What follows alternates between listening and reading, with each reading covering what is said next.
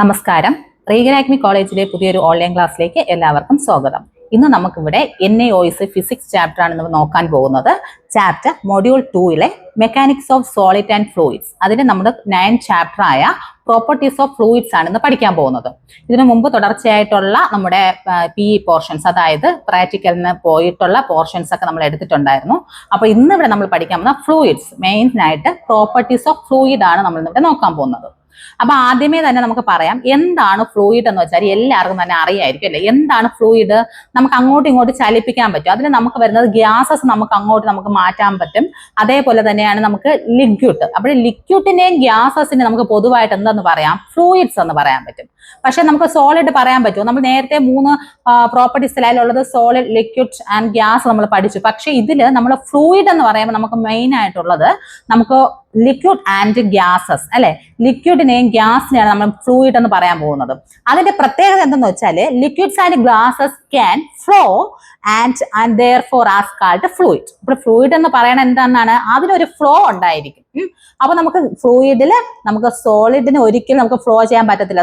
Solid എങ്ങനെയാണ്? എപ്പോഴും ഒരിടത്ത് മാത്രമായിരിക്കില്ല ആ പ്രോപ്പർട്ടി. നമുക്ക് എടുത്തുകൊണ്ട് മാറ്റി വയ്ക്കാമെന്നല്ലാതെ അതിന് എന്ത് ചെയ്യാൻ പറ്റത്തില്ല. നമുക്ക് ഒരു പാത്രത്തിൽ നമുക്ക് ലിക്വിഡ് പോയാലേ നമുക്ക് ഒരു പാത്രത്തിലോട്ട് മാറ്റാനോ അതിന്റെ ആകൃതി അനുസരിച്ച് നമുക്ക് ആ ക്വാണ്ടിറ്റി അനുസരിച്ച് മാറ്റാനോ ഒന്നും കഴിവ് കാണത്തില്ല. അതുകൊണ്ടാണ് നമുക്ക് സോളിഡ് എന്ന് പറയുന്ന പോർഷനെ നമുക്ക് ഒരിക്കലും ഫ്ലൂയിഡ് വിഭാഗത്തിൽ പെടുത്താൻ പറ്റാത്തത്.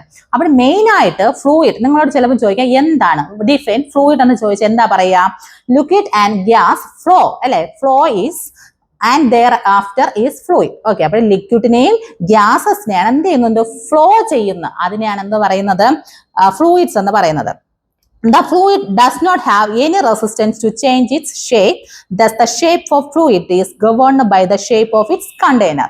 അപ്പൊ നമുക്കറിയാം, ഈ ഫ്ലൂയിഡ് എന്ന് പറയുമ്പോൾ നമ്മൾ ഒരു കണ്ടെയ്നറിൽ നിന്ന് മറ്റൊരു കണ്ടെയ്നറിലോട്ട് വയ്ക്കുമ്പോൾ ആ ഒരു ഷേപ്പിനനുസരിച്ച് അല്ലെങ്കിൽ എന്ത് ചെയ്യും? ആ വെസലിനനുസരിച്ചായിരിക്കും ഫ്ലൂയിഡ്സുകൾക്ക് ഫ്ലോ ചെയ്യാൻ കഴിയുന്നത്.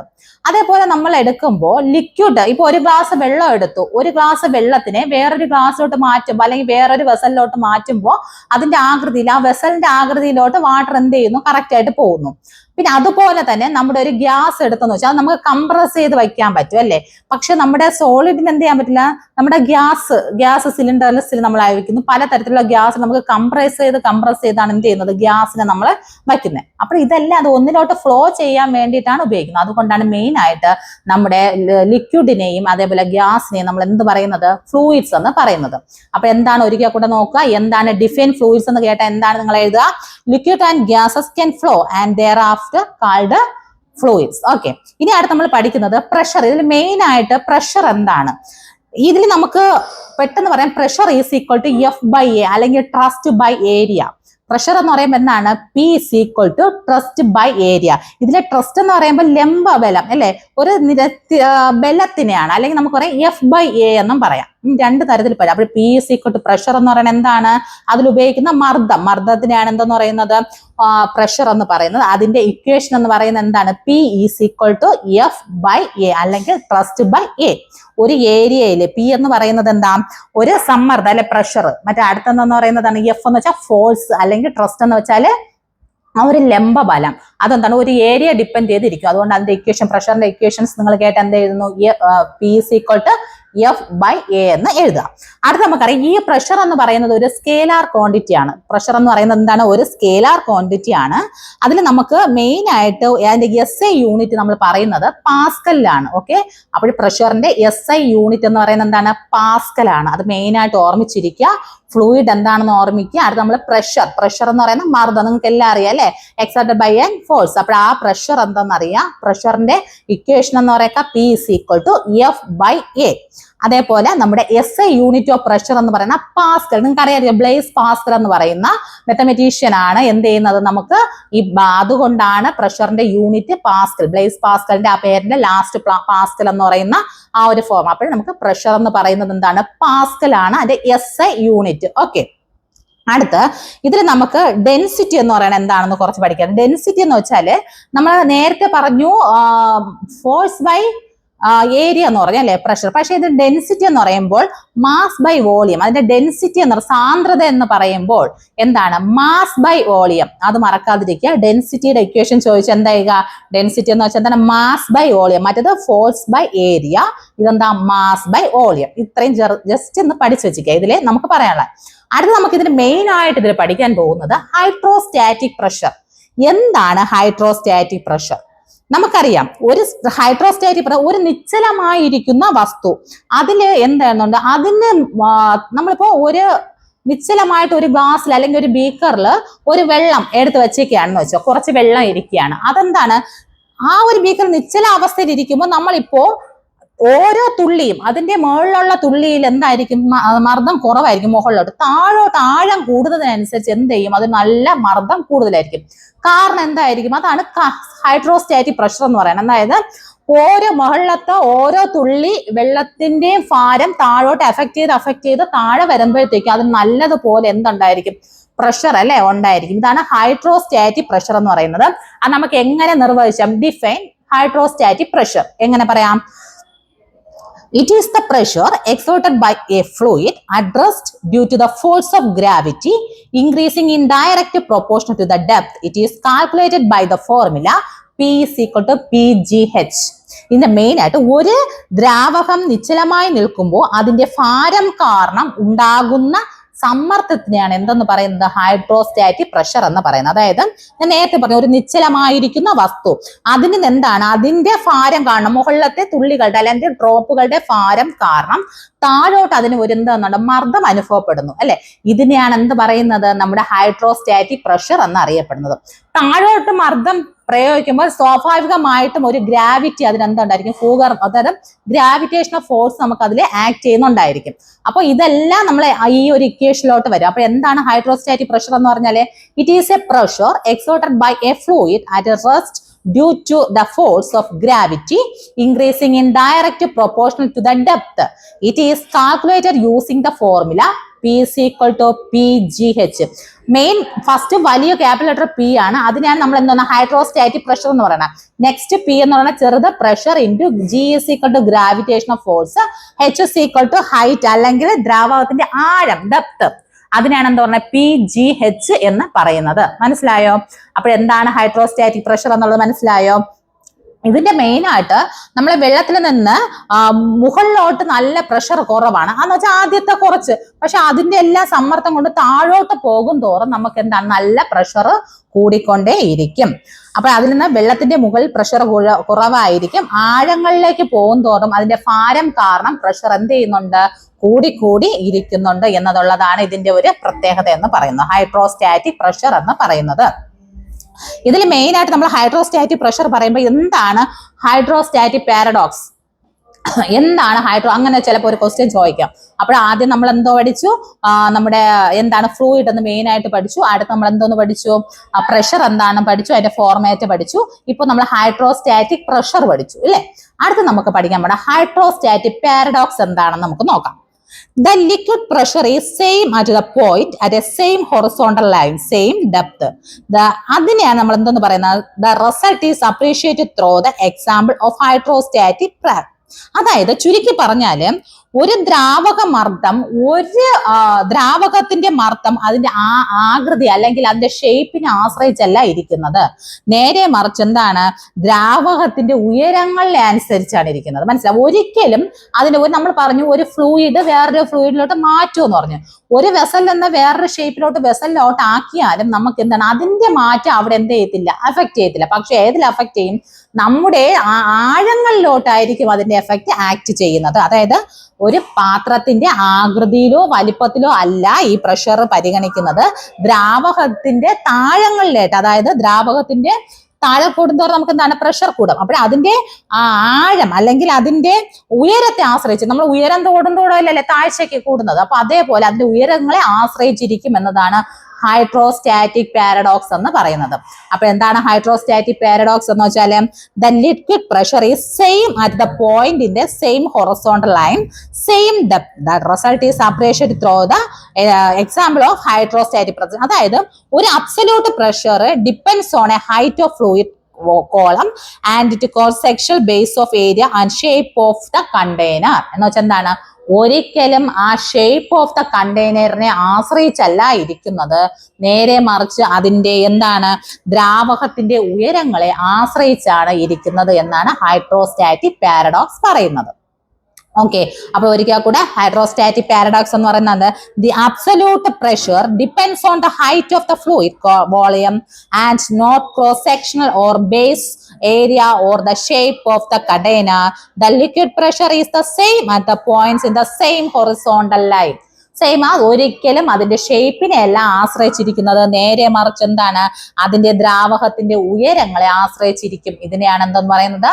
ഹൈഡ്രോസ്റ്റാറ്റിക് പാരഡോക്സ് എന്ന് പറയുന്നത്. ഓക്കെ, നെക്സ്റ്റ് നമുക്ക് നോക്കാം. ഈ നമ്മൾ ഹൈഡ്രോസ്റ്റാറ്റിക് പാരഡോക്സ് ഒക്കെ പഠിച്ചു. അപ്പോൾ ഹൈഡ്രോസ്റ്റാറ്റിക് പ്രഷറും നമ്മൾ പഠിച്ചു.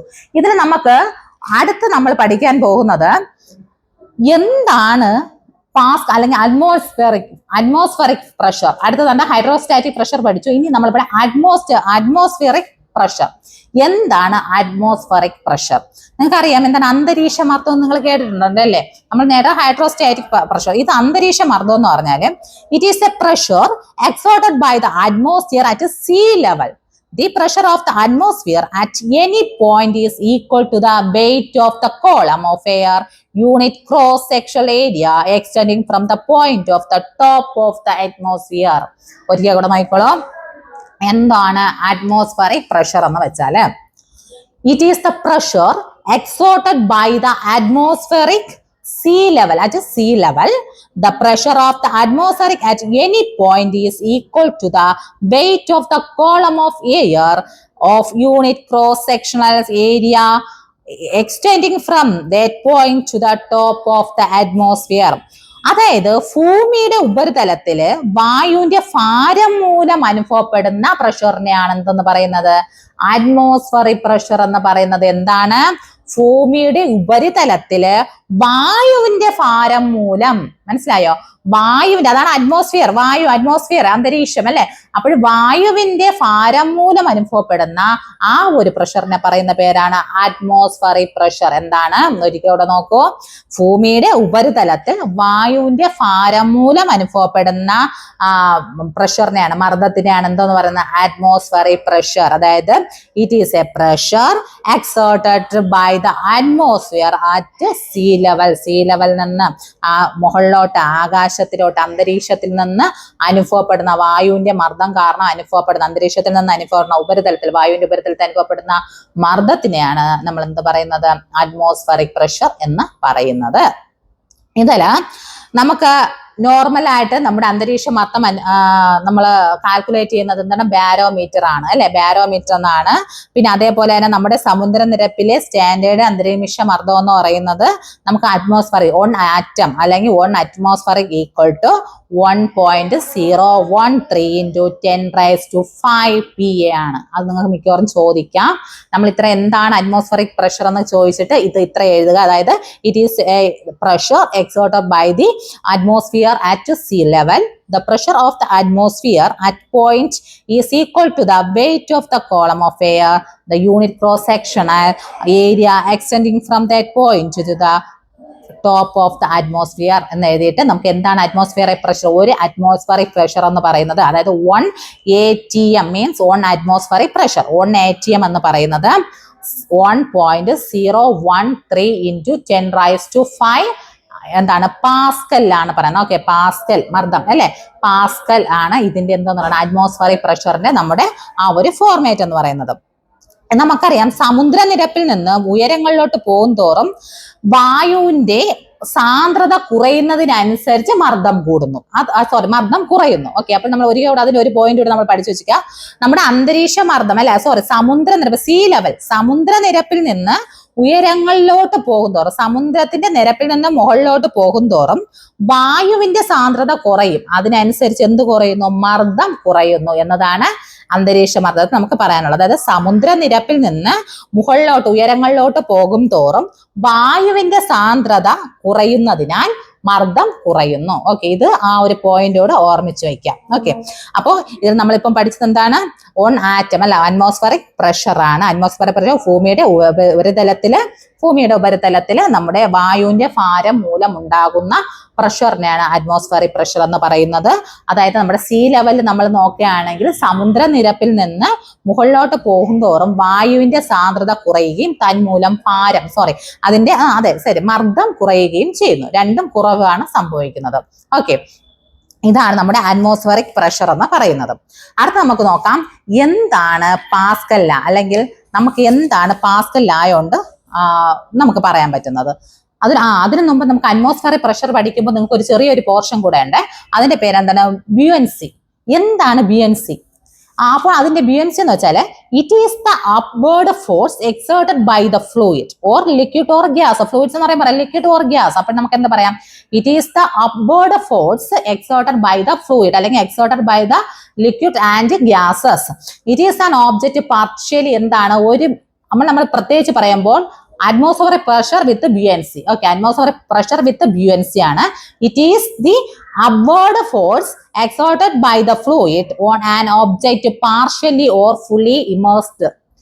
ഒരു ദ്രാവകത്തിലോ വാതകത്തിലോ മുങ്ങിക്കിടക്കുന്ന ഒരു വസ്തുവിന്റെ മുകളിലോട്ട് ഉയർത്താൻ പ്രയോഗിക്കുന്ന ബലത്തിനെയാണ് എന്തെന്ന് പറയുന്നത്? ബുയൻസി എന്ന് പറയുന്നത്. എന്താണ് ബുയൻസി? നമ്മൾ അത് മെയിൻ ആയിട്ട് പഠിക്കുക. അറ്റ്മോസ്ഫറിക് പ്രഷർ കഴിഞ്ഞ അടുത്ത് നമ്മൾ പഠിക്കുന്നതാണ് ബുയൻസി. എന്താണ്? It is the upward force exerted by the fluid of an object partially or fully immersed അല്ലെ. അതായത് ഒരു ദ്രാവകത്തിലോ വാതകത്തിലോ മുങ്ങിക്കിടക്കുന്ന ഒരു വസ്തുവിന്റെ ആ വസ്തുവിനെ മുകളിലോട്ട് പ്രയോഗിക്കാൻ വേണ്ടിയിട്ട് ഒരു ബലം പ്രയോഗിക്കും. അതിനെയാണ് എന്ത് പറയുന്നത്? ബുയൻസി എന്ന് പറയുന്നത്. അതിന്റെ നമ്മുടെ ആ വസ്തുവിന്റെ ഡെൻസിറ്റി ദ്രാവകത്തേക്ക് കുറവാണെങ്കിൽ അതെന്ത് ചെയ്യും? പൊങ്ങിക്കിടക്കും. അത് സ്വാഭാവികമാണ് അല്ലെ. ചില വസ്തുക്കൾ നമ്മൾ വെള്ളത്തിൽ പൊങ്ങിക്കിടക്കാൻ കാരണം എന്താണ്? പ്ലവക്ഷമത, അതാണ് ബുയൻസി.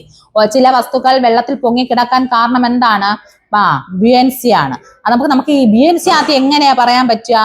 It is the upward force. അതായത് ഒരു ദ്രാവകത്തിലോ ഫ്ലൂയിഡ് എന്ന് പറയുമ്പോൾ നമുക്കറിയാം ലിക്വിഡ് ഓർ ഗ്യാസസ്. ഒരു ഫ്ലൂയിഡിൽ ഒരു വസ്തു മുങ്ങിക്കിടക്കുമ്പോൾ അതിന് എന്താണ്? ആ വസ്തുവിനെ മുകളിലോട്ടൊരു ബലം പ്രയോഗിക്കും. ഇപ്പൊ നമ്മൾ ഒരു വെള്ളം ഒഴിക്കണം, അതിനകത്ത് വെള്ളത്തിനകത്ത് എന്ത് ചെയ്യുന്നുണ്ട്? ഏതെങ്കിലും ഒരു കണ്ടന്റ് ഇട്ടെന്ന് വെച്ചോ. അപ്പൊ എന്ത് ചെയ്യും? അതിനെ ഉയർത്താൻ വേണ്ടി ഒരു ബലം പ്രയോഗിക്കും. അതായത് മുകളിൽ അപ്വേർഡ് ഫോഴ്സ് ആണ് പ്രയോഗിക്കുന്നത് അതിനെ ഉയർത്താൻ വേണ്ടി. അപ്പൊ ആ ഒരു ഫോഴ്സിനെയാണ് ബുയൻസി പറയുന്നത്. ചില വസ്തുവിന്റെ ഡെൻസിറ്റി, അതായത് നമ്മളിപ്പോ മുങ്ങിക്കിടക്കാൻ എന്തെങ്കിലും ഒരു പലകയെന്ന് അടിച്ചോ, തടി കഷ്ണം എന്ന് വെച്ചാൽ അത് നമ്മളെ ദ്രാവകത്തിന് നമ്മൾ ഇടയാണ്. അപ്പോൾ അതിന്റെ ആ വസ്തുവിന്റെ ഡെൻസിറ്റി ദ്രാവകത്തിനെക്കാട്ട് കുറവാണെങ്കിൽ അത് പൊങ്ങിക്കിടക്കും. അല്ല ദ്രാവകത്തിനെക്കാട്ട് നല്ല കൂടുതലാണെങ്കിൽ എന്ത് ചെയ്യും? താന്നു പോകും. നമുക്കറിയാം കല്ലെന്ന് പറയുന്ന ദ്രാവകത്തെക്കാളും ഡെൻസിറ്റി കൂടുതലാണ്. അപ്പോൾ എന്താ? നമ്മൾ കല്ലിട്ടാൽ വെള്ളത്തിനകത്ത് പോകും.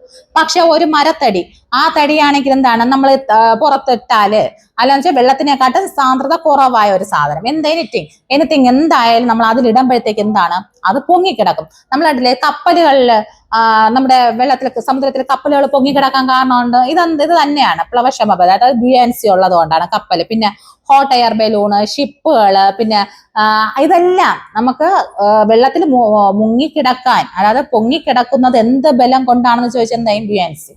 ഓക്കെ, അപ്പോൾ അതെങ്ങനെ പറയും? ഒരു ദ്രാവകത്തിലോ വാതകത്തിലോ മുങ്ങിക്കിടക്കുന്ന ഒരു വസ്തുവിനെ മുകളിലോട്ട് ഉയർത്താൻ ഒരു ബലം പ്രയോഗിക്കും. ഇതിനെയാണ് എന്തെന്ന് പറയുന്നത്? ബുയൻസി എന്ന് പറയുന്നത്.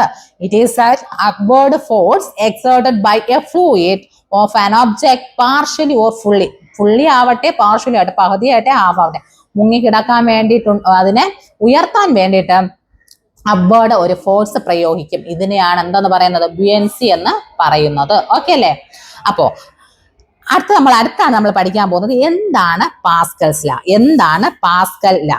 നിങ്ങൾക്കറിയാം, നമ്മൾ അതായത് ഹൈഡ്രോസ്റ്റാറ്റിക് ലിഫ്റ്റ് ആയിക്കോട്ടെ, പലതരത്തിലുള്ള ഹൈഡ്രോസ്റ്റാറ്റിക് ബ്രേക്ക് ആയിക്കോട്ടെ, ഇതെല്ലാം പ്രയോഗിക്കുന്ന അതിന്റെ ഏത് തത്വം ഉപയോഗിച്ചാണ്? അല്ലെങ്കിൽ hydrostatic lift, hydrostatic brakes, hydraulic brake, ഇതൊക്കെ നമ്മൾ എന്തിന്റെ തത്വത്തിന്റെ അടിസ്ഥാനത്തിലാണ് നമ്മൾ പ്രയോഗിക്കുന്നതെന്ന് വെച്ചാൽ പാസ്കൽ. അപ്പൊ നമുക്ക് എന്താണ് പാസ്കൽ? നിങ്ങൾ കേട്ടിട്ടുണ്ട്, നമ്മളെല്ലാം നേരത്തെ പറഞ്ഞ ബ്ലേസ് പാസ്കൽ. അവിടെ ബ്ലേസ് പാസ്കലിന്റെ പാസ്കൽസ് ലാ എന്താ നോക്കിയാലോ? അല്ലെങ്കിൽ ഇതിന് എന്ത് പറയും? Principle of transmission of fluid. Pascal law എന്ന് ചോദിച്ചാലും principle of transmission of fluid എന്ന് ചോദിച്ചാലും സെയിം, രണ്ടും ഒരേപോലെയാണ് ആൻസർ ചെയ്യേണ്ടത്. അപ്പോൾ രണ്ട് ക്വസ്റ്റ്യനും ഒരേ ആൻസർ. ഓക്കെ അല്ലേ? പാസ്കൽസ് എന്താണ് പാസ്കൽ ലോ, അല്ലെങ്കിൽ എന്താണ് principle of transmission of fluids എന്ന് നോക്കാം. ഒരു external pressure is applied on any part of fluids contained in a vessel. It is transmitted undiminished or equally in a direction. അതായത് ഒരു അടച്ചുറപ്പുള്ള ഒരു പാത്രത്തില് ഒരു ദ്രാവകത്തിൽ എന്തെങ്കിലും ഒരു ബിന്ദുവിൽ പ്രയോഗിക്കുന്ന പ്രഷർ ആ ദ്രാവകത്തിന്റെ എല്ലാ വശങ്ങളിലേക്കും എന്ത് ചെയ്യുന്നുണ്ട്? ബാധിക്കുന്നു എന്നതാണ് പാസ്കൽ ലോ പറയുന്നത്. എന്താണ് അപ്പൊ പറഞ്ഞത്? The external pressure is applied of any part of the fluid contained in a vessel. It is transmitted undiminished and equally in all direction. അതായത് ഒരു പാത്രത്തില്, അടച്ചുറപ്പുള്ള ഒരു പാത്രത്തില് അല്ലെങ്കിൽ ഒരു ഏതെങ്കിലും ഒരു ദ്രാവകത്തിൽ അതിൽ ഏതെങ്കിലും ഒരു ബിന്ദുവിൽ നമ്മൾ ആ ഒരു ബലം പ്രയോഗിച്ചാല് അത് ആ ദ്രാവകത്തിന്റെ എല്ലാ ഭാഗങ്ങളിലേക്കും വ്യാപിക്കുന്നു. അതായത് ആ ഒരു മർദ്ദം പാത്രത്തിന്റെ എല്ലാ ഭിത്തികളിലേക്കും അല്ലെങ്കിൽ എല്ലാ ദിശകളിലേക്കും തുല്യമായി അനുഭവപ്പെടുന്നു എന്നാണ് പറയപ്പെടുന്നത്. മനസ്സിലായോ എങ്ങനെയാണ്? അതായത് നമ്മൾ ഒരു വെസൽ, ഒരു ഫ്ലൂയിഡിനകത്ത് ഒരു ബിന്ദുവിൽ ഒരു ബലം പ്രയോഗിക്കുമ്പോൾ ആ ബിന്ദുവിന്റെ ബലം ആ ഒരു ബിന്ദുവിൽ മാത്രമല്ല ഫോക്കസ് ചെയ്യുന്നത്, പിന്നെ എന്താണ്? അതിന്റെ എല്ലാ ഭാഗങ്ങളിലേക്കും, അതായത് ആ ഒരു കണ്ടെയ്നറിന്റെ എല്ലാ വശങ്ങളിലേക്കും എന്ത് ചെയ്യുന്നുണ്ട്? അത് വ്യാപിക്കുന്നു എന്നതാണ് പാസ്കൽസ് ലോ പറയുന്നത്. നമുക്ക് അറിയാലോ, നമ്മളിപ്പോ പൈപ്പ് നമ്മുടെ വീട്ടിലെല്ലാവർക്കും കാണും, സ്ഥിരമായിട്ട് ഒരു പൈപ്പ് ഉണ്ട്. അപ്പൊ അതിൽ നമ്മൾ വെള്ളം എന്ത് ചെയ്യുന്നുണ്ട്? ആ വെള്ളം വരുന്ന സമയത്ത് നമ്മൾ എന്ത് ചെയ്യുന്നുണ്ട്? അതിനെങ്ങനെ അടച്ചു വെക്കുമ്പോഴത്തേക്ക് എല്ലാ ഭാഗങ്ങളിൽ നിന്നും അതിന്റെ പ്രഷർ ചെലുത്തുകയാണ് അല്ലെ. നമ്മൾ ഒരിടത്ത് മാത്രമായിരിക്കും നമ്മൾ അതിങ്ങനെ ചെറുതായിട്ട് ടച്ച് ചെയ്യണം, പക്ഷെ എല്ലായിടത്തും അതിന്റെ പ്രഷർ അല്ലെ എല്ലാ ഭാഗത്തും ആ ഒരു ചെറിയൊരു ബിന്ദുവിൽ നമ്മൾ ടച്ച് ചെയ്താലും അതിന്റെ പ്രഷർ എല്ലാത്തിലും കൂടെയാണ് എന്ത് ചെയ്യുന്നത്? ബാധിക്കുന്നത്. അതങ്ങനെ ഒരു എക്സാമ്പിൾ ആയിട്ട് നമുക്ക് പറയാം. അപ്പൊ പാസ്കൽസ് ലോ എന്ന് വെച്ചാൽ എന്താണ്? The external is applied on any part of the fluid contain in A vessel. It is transmitted undiminished and equally in an direction. അല്ലെങ്കിൽ നമുക്ക് എങ്ങനെ പറയാം? Pascal's law states that any pressure applied to an confined and impressible fluid is transmitted equally and undiminished in all direction throughout the fluid and to the container walls എന്ന് നമുക്ക് പറയാം. അതിന്റെ answer P is equal to F by A. നമ്മൾ സാധാരണ പ്രഷറിന്റെ unit ആണ് എന്താണ്? P is equal to F by A. ഒരു ഏരിയയിൽ അനുസരിച്ച് എന്താണ്? പക്ഷെ അതെന്താണ്? ഒരു ബിന്ദുവിൽ, അതാണ് ഒരു മെയിൻ ആയിട്ടുള്ള പോർഷൻ എന്ന് വെച്ചാൽ ഒരു ബിന്ദുവിലാണ് ആ ഒരു ബലം പ്രയോഗിക്കുന്നുണ്ടെങ്കിൽ എന്താണ്? അതിന്റെ എല്ലാ ഭാഗങ്ങളിലേക്കും അതിന്റെ മർദ്ദം എന്ത് ചെയ്യുന്നു? വ്യാപിക്കുന്നു. അതിന്റെ ഒരു ബിന്ദുവിൽ മാത്രമല്ല കേന്ദ്രീകരിക്കുന്നത്, എല്ലായിടത്തും അത് തുല്യമായി വ്യാപിക്കുന്നു എന്നതാണ് പാസ്കൽസ് ലായുടെ പറയുന്നത്. ഇതിൽ കുറെ അപ്ലിക്കേഷൻസ് ഓഫ് പാസ്കൽ ലോ നമ്മൾ എക്സാമ്പിൾ എന്ന് പറയുന്നത് പിന്നെ ഹൈഡ്രോളിക് ലിഫ്റ്റ്, അതോ ഹൈഡ്രോളിക് ബ്രേക്ക്, അതേപോലെ അങ്ങനത്തെ കുറെ കാര്യങ്ങൾ എന്തുപയോഗിച്ചാണ് പ്രവർത്തിക്കുന്നത്? നമ്മുടെ പാസ്കൽസ് ലോ ഉപയോഗിച്ചിട്ടാണ് പ്രവർത്തിക്കുന്നത്.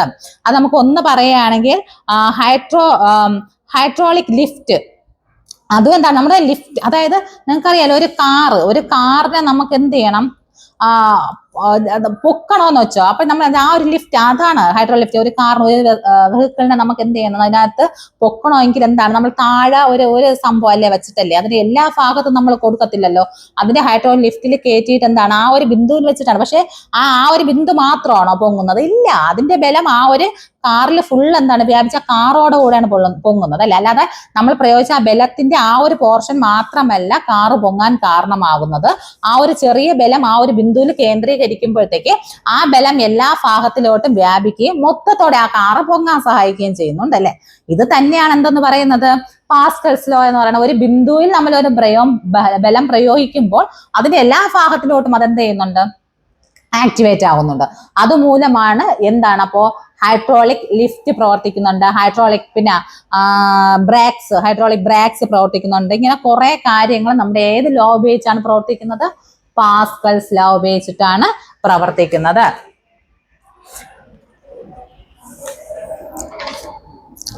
അടുത്ത നമുക്ക് നോക്കാം. അടുത്ത നമുക്ക് അതിൽ ഇമ്പോർട്ടന്റ് പോകുന്ന പറയുന്നത് ആർക്കിമിഡീസ് പ്രിൻസിപ്പിൾ അല്ലെ. ആർക്കിമിഡീസ് പ്രിൻസിപ്പിൾസ് എന്ന് പറയുമ്പോഴത്തെ എന്താണ് ആർക്കിമിഡീസ് പ്രിൻസിപ്പിൾ? ഒരു വസ്തുവിൽ അനുഭവപ്പെടുന്ന പ്ലവക്ഷമത അതായത് ബുയോൻസി ആ വസ്തു മാറ്റി സ്ഥാപിക്കുന്ന ദ്രാവകത്തിന്റെ ഭാരത്തിന് തുല്യമായിരിക്കും എന്നാണ് എന്തെന്ന് പറഞ്ഞാൽ ആർക്കിമിഡീസ് തത്വം കേട്ടിട്ടുണ്ടോ? അതായത് ഒരു വസ്തുവിൽ അനുഭവപ്പെടുന്ന ബുയോൻസി പ്ലവക്ഷമബലം ആ വസ്തു മാറ്റി സ്ഥാപിക്കുന്ന ദ്രാവകത്തിന്റെ ഭാരത്തിന് തുല്യമായിരിക്കും. അതായത് the buoyant force of the body is equal to the weight of the fluid displaced by that body.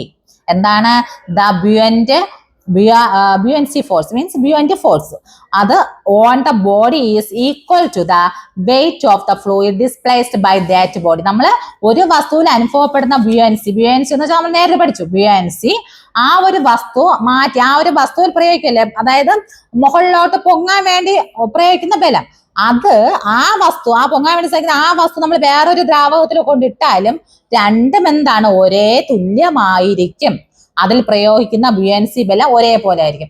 ഒരു വെള്ളത്തിലെന്ന് വസ്തു നമ്മൾ എന്ത് ചെയ്തു, പൊങ്ങിക്കിടക്കാൻ സഹായിക്കുന്ന ഒരു വസ്തുവിനെ വെള്ളത്തിലിട്ടു, അതിലാണെങ്കിൽ പൊങ്ങിക്കിടക്കാൻ ശ്രമിക്കുന്ന അതേ എഫക്റ്റിന്റെ അതിന് തുല്യമായിരിക്കും, ആ ഭാരത്തിന്റെ തുല്യമായിരിക്കും മാറ്റി നമ്മൾ വേറെ കുറച്ച് വെള്ളത്തിൽ അത് തന്നെ കൊണ്ടിട്ടാൽ ഇതേ സെയിം ആയിരിക്കും എന്നാണ് എന്ത് പറയുന്നത് ആർക്കിമിഡീസ് പ്രിൻസിപ്പിൾ പറയുന്നത്.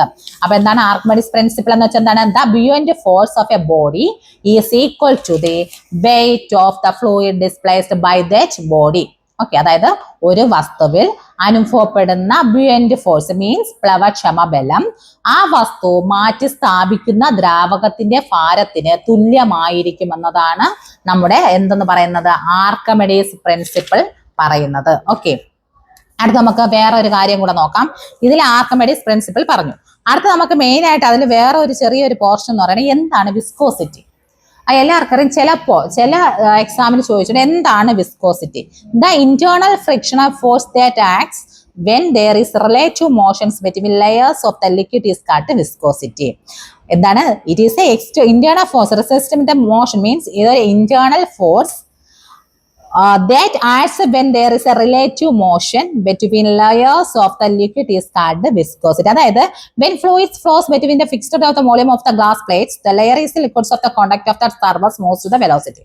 വിസ്കോസിറ്റി നിങ്ങൾക്ക് അറിയാലോ, അതിന്റെ ഒരു ഇന്റേണൽ ഫ്രിക്ഷണൽ ഫോഴ്സ് നമ്മൾ ഫ്രിക്ഷണൽ ഫോഴ്സ് ഒക്കെ കഴിഞ്ഞ ക്ലാസ്സിൽ പഠിച്ചിട്ടുണ്ട്. അപ്പോൾ ഇത് ജസ്റ്റ് ഒന്ന് എന്താ ചെയ്യണം, ബ്രീഫ് ചെയ്ത് മാത്രം പഠിക്കുക. വാട്ട് ഈസ് ഡിഫൈൻ, ചിലപ്പോൾ മേ ബി ഒരു നിങ്ങൾക്ക് എന്ത് ചെയ്യാൻ പറ്റും, ചോദിച്ചാൽ എഴുതാം. എന്താണ് the internal frictional force that acts when there is a relative motion between layers of the liquid is called viscosity. Okay, അപ്പൊ അതിനെയാണ് നമ്മൾ എന്തെന്ന് പറയുന്നത് വിസ്കോസിറ്റി എന്ന് പറയുന്നത്.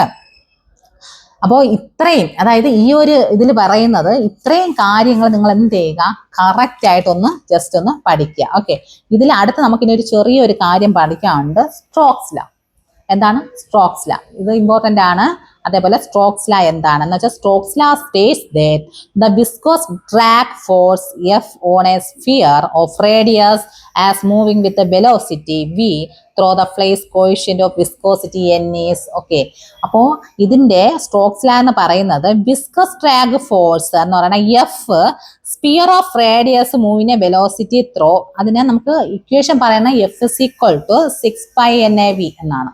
ഓക്കെ, അതൊരു ഇക്വേഷനിലൂടെ അല്ലെങ്കിൽ ഒരു ഇതിൽ കൂടെ അടുത്ത ക്ലാസ്സിൽ നമുക്ക് എന്ത് ചെയ്യാം, കുറച്ചുകൂടെ ഇതിപ്പോ ആ ഒരു ഡെഫിനിഷൻ മാത്രം നിങ്ങൾ എന്ത് ചെയ്യുക, പഠിക്കാം. ഓക്കെ, എന്താണ് സ്ട്രോക്സ് ലാ states that viscous drag force F of an sphere of radius of moving with the velocity v through a fluid of coefficient of viscosity n is equal to f is equal to 6πNAV. Okay, അതൊരു ചെറിയ portion ആണ്, ചിലപ്പോൾ വന്നേക്കാം. അതൊന്ന് just ഒന്ന് നോക്കിയിരിക്കുന്നതാണ്. നമുക്ക് main ആയിട്ട് ഇതിലുള്ളത് നമുക്ക് പഠിക്കാനുള്ളത് എന്താണ്, ഈ ഒരു ചാപ്റ്റർ നിങ്ങൾ മനസ്സിലാക്കേണ്ടത് ഫ്ലൂയിഡിന്റെ പ്രോപ്പർട്ടീസ് ആണ്. എന്താണ് ഫ്ലൂയിഡ് എന്ന് മനസ്സിലാക്കുക. നമ്മൾ പഠിച്ചു എന്താണ് ഫ്ലൂയിഡ്. പറയൂ. ലിക്വിഡും ഗ്യാസസിനെയാണ് നമ്മൾ മെയിൻ ആയിട്ട് ഫ്ലോ ചെയ്യാൻ കഴിയുന്ന, അതിനെയാണ് പാർട്ടിക്കിൾസിന് ഫ്ലോ ചെയ്യാൻ പറ്റുന്നുണ്ടെങ്കിൽ അതിനെയാണ് ഫ്ലൂയിഡ് എന്ന് പറയുന്നത്. അത് പഠിച്ചു. നമ്മൾ പ്രഷർ എന്താണെന്ന് പഠിച്ചു, ഹൈഡ്രോസ്റ്റാറ്റിക് പ്രഷർ പഠിച്ചു അല്ലേ. അതേപോലെ നമ്മൾ അറ്റ്മോസ്ഫിയറിക് പ്രഷർ പഠിച്ചു, ബുയൻസി പഠിച്ചു.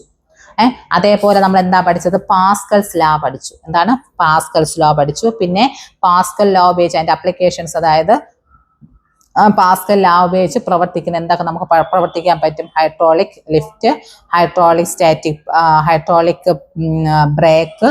അപ്പോൾ ഇതൊക്കെ നമുക്ക് പഠിച്ചു. പിന്നെ എന്താണ് വിസ്കോസിറ്റി എന്ന് നമ്മൾ നോക്കി അല്ലേ? വിസ്കോസിറ്റിയും സ്ട്രോക്സ് ലായും ഒന്ന് ജസ്റ്റ് നോക്കിയിരിക്കുക.